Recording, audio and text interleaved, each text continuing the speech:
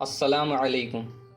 میں انصار احمد استقبال کرتا ہوں آپ کا ایک بار پھر نالج فیدر میں۔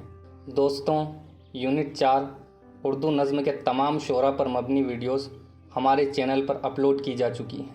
ان ویڈیوز میں نے کچھ نظموں کو پوری پڑھی ہے اور کچھ کو طوالت کے خوف سے ادھوری چھوڑ دی ہے یا پڑھی ہی نہیں۔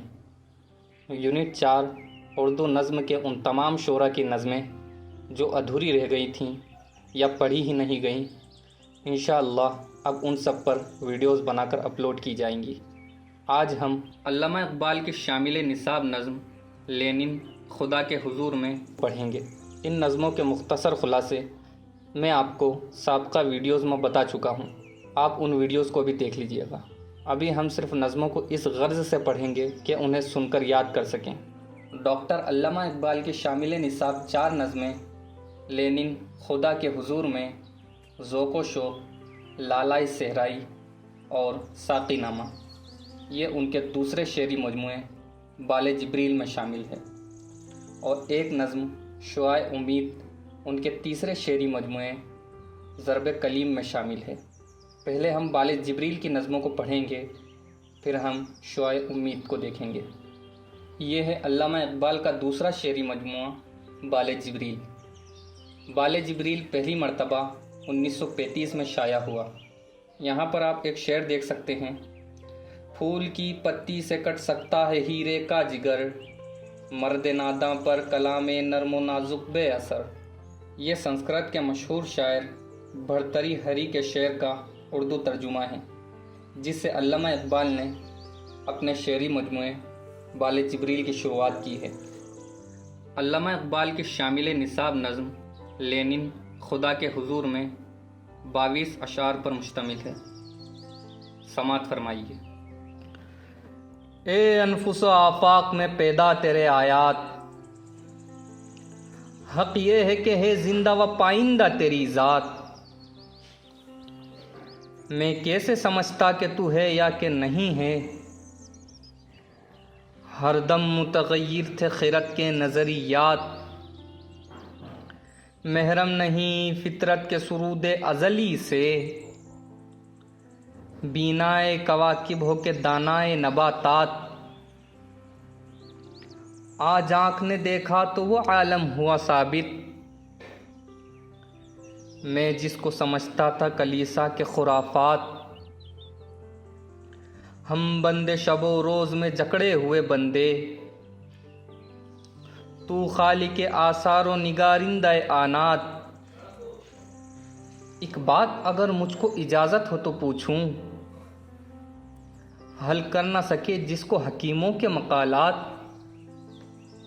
جب تک میں جیا خیمہ افلاک کے نیچے، کانٹے کی طرح مجھ کو کھٹکتی رہی یہ بات۔ گفتار کے اسلوب پہ قابو نہیں رہتا، جب روح کے اندر مطالعاتی خیالات۔ وہ کون سا آدم ہے کہ تو جس کا ہے معبود، وہ آدم خاکی کے جو ہے زیر سماوات۔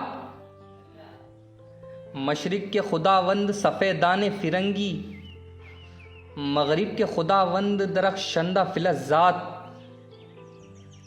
یورپ میں بہت روشنی علم و ہنر ہے، حق یہ ہے کہ بے چشمہ ہیواں ہیں یہ ظلمات۔ رعنائی یہ تعمیر میں، رونق میں، صفا میں، گرجوں سے کہیں بڑھ کے ہیں بنکوں کی عمارات۔